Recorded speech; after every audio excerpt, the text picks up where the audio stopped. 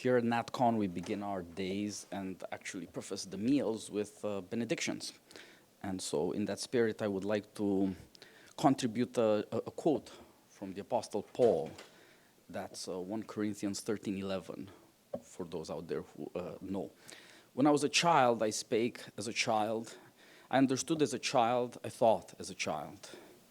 But when I became a man, I put away childish things. I would like to say a few things about this saying and understanding and thinking. Now, my thesis is that we, the conservative movement, are these children who must put away childish things, as you must have surmised. That is because liberals run America, not just the culture, but the major elite institutions, and the ruling power belongs to the man, obviously. The truth might make us think, therefore, that we are the children. Now, that's not entirely a bad thing. Children do not really think about the consequences, and it often makes them say fundamental things that are true and yet are not said in fear. And my example of that for today is that conservatives all the time say, that's such a terrible thing, in righteous indignation. Somebody ought to do something about it. Of course, they very rarely say who should be doing something about it, and even rarelier volunteer to do something about it. And so I thought I would say, and I will be doing something about it, and volunteer to do something about it. I, as you heard, was a writer. I am a culture figure, a film critic in my old days. You can find me on Twitter as Titus Film. But I got into politics because I got angry and wanted in the fight. I started a fellowship with Chris Rufo, working on politics, on political journalism, on getting people fired, putting people in jail, destroying their careers, defunding their programs. That's what I'm here to talk about. I propose that we get in the business of scandal. I propose that we get... It is a healthy thing, scandal. It's better to be alive than not to be. It is better to be in the fight than to complain about things. Our fellows, our first fellows, first did this. We helped destroy Claudine Gay at Harvard. That is not nothing.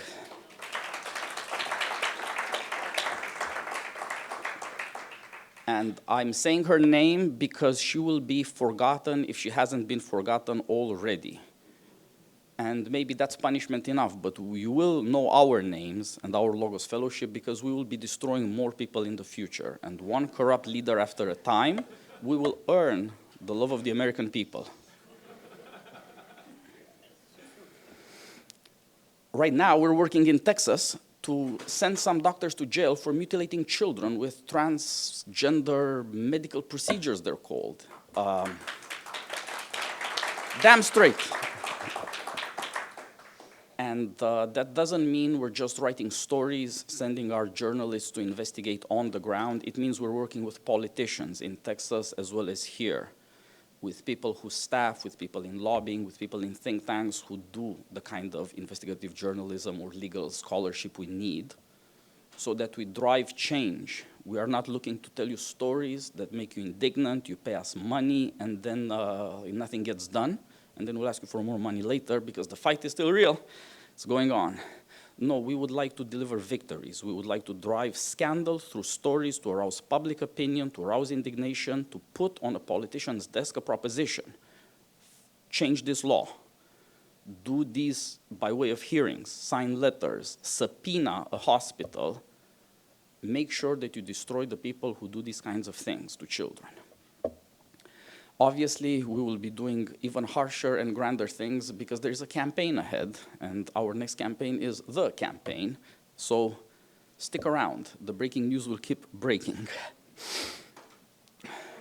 And this is what we are doing. We are doing it, our fellows are doing it, our allies are doing it, our politicians are already acting. I'm not telling you this would be a good idea. I'm telling you this is happening as you are sitting here listening to me. And obviously, I'd rather be out there doing it than in here talking about it, but you do have to talk about it. One odd thing we have learned is that we need to brag a lot more. In fact, this is what this panel is about. You will hear from my friends here. They have a lot to brag about, and you have to brag. You have to say your name and put the fear of God into people who really are our adversaries and would destroy our careers in a heartbeat if they could, and have tried to, so to some of us. But the other reason to brag is that so you can all know what we are doing and join, support, spread the news, whatever it is that you think you can do to make more of this happen. You want to compete with us? Do that too. It would be great. You think you're better? Even better if you're right, because the movement will advance then when you stop being decent and you start being scandalous. Politics is a school for scandal. I will keep repeating this up until I drive my point home, and then I guess, you're nice people, so you will put up with it.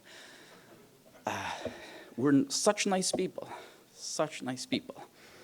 I guess like the apostle I quoted, and like our liberal friends, I'm all about spreading the good news. And I'd like to tell you a bit about this problem of the good news, journalism. Journalism is the propaganda of enlightenment. Liberalism is engined by enlightenment, but it is also the product of enlightenment. It is in need of this propaganda so that people know that there is good news. What is the good news? Why is the news always good news? That's what we call progress. The news is always good news. What happens if we wake up to reality and we see that liberalism is a senile, decrepit, demented thing, a zombie of its former self? It's not good news anymore. Now it's a scandal. We should be scandalized. Scandal should lead us to do something about the things that scandalize us. There's good news in scandal itself. There's good news in the concrete conflict. It reveals who's on what side. It reveals what's at stake.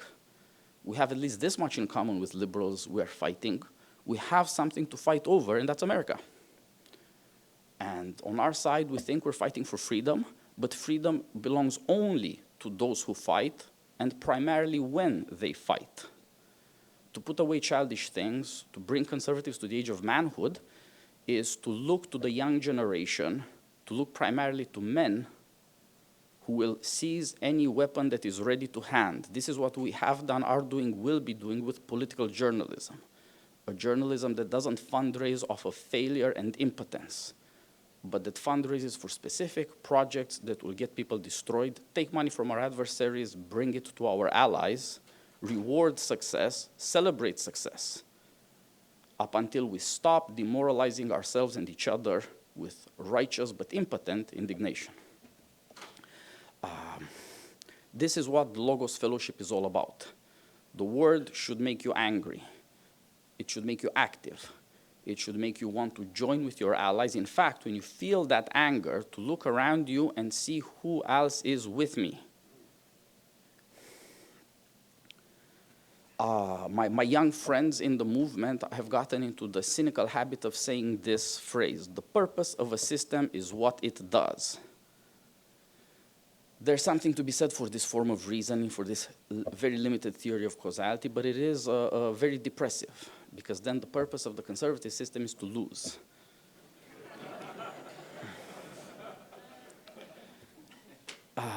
So let me close with this. Scandal will make us prosperous. Scandal will make us famous. I can tell because I was a nobody and now people here know my name. Scandal is something you can raise funds off of.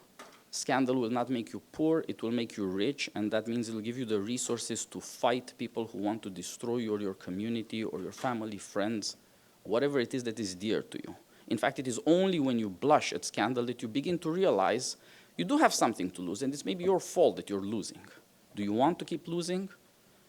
Scandal will teach you that there is something better than being decent. It is being decent and winning. And let me conclude there.